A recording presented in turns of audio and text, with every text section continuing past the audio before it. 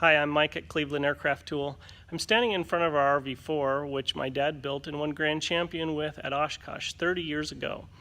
We're out here at WC Aircraft Works in Boone, Iowa, and it reminded me that I needed to do a video on our most asked question, which is, what do I need to get started in building an RV? And most of the time people are asking about tools, but my answer is usually that you need a friend.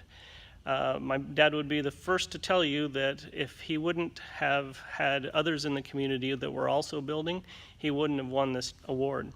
In fact, there are several others in our community that won Oshkosh champions as well.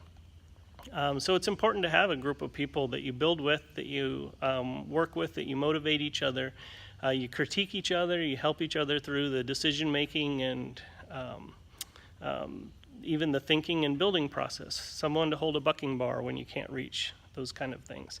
So I'm standing here at WC Aircraft Works, as I mentioned, and you'll see around me that there's quite a few projects out here.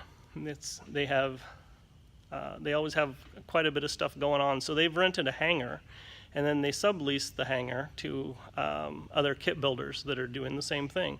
So they have quite a neat community here. It's not something that you're going to find in most places. Most of the time you'll only find one or two other builders around you. But it's really important to have people that you can rely on to help, to answer questions, to just think things through, to keep motivated. And it's a whole community that a lot of people don't even realize exists. So that's my number one question of what do you need when you start an RV kit project? And the answer is a friend.